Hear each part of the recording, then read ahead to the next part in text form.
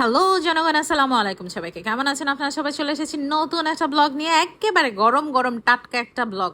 আপনারা গরুর মাংস রান্না করতে দেখতেছেন। আচ্ছা, টাটকা কেন বললাম? কারণ ভিডিওটা আমি আজকেই শ্যুট করেছি, আজকেই রান্না বান্না করেছি এবং এডিটও আজকেই করে আজকেই ছেড়ে দিব ইনশাল্লাহ।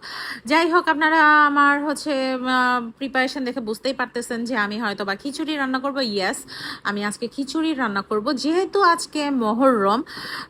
তো আমি আসলে ছোটবেলা থেকেই দেখে এসেছি মহরমে আমার আব্বু আম্মু পাড়া প্রতিবেশী নিচের কেয়ারটেকার মানে সবাইকে কিছু না কিছু খিচুড়ি জাতীয় মেনলি খাবার দিত আর কি। তো এটার দেয়ার রুলস আছে কিনা আমি জানি না, কিন্তু দেয়। আমিও ওখান থেকে আসলে শেখা। তো আমিও আমার বাসায় একটু প্রিপারেশন করে নিলাম। তো এই তো এখন সমস্যা একটা হয়ে গেছে আসলে আমার বাসায়। আমার মানুষজন অনেক হয়ে গেছে, মানে আমি যাদেরকে টার্গেট নিছি তো প্রায় 20-25 জন। আর আমি লেটকা খিচুড়ি করতেছি, বাই দা ওয়ে। লেটকা খিচুড়িটা খুবই মজা হয়।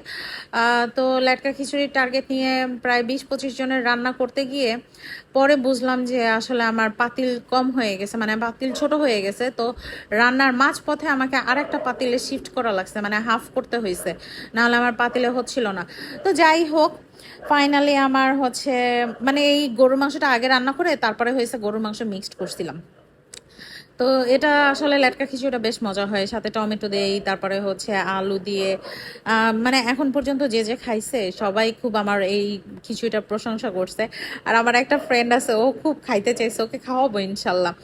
যাই হোক, এই ফাইনাল লুক। আমার জন্য দোয়া করবেন। আজকের মতো বিদায় নিচ্ছি। আল্লাহ হাফেজ।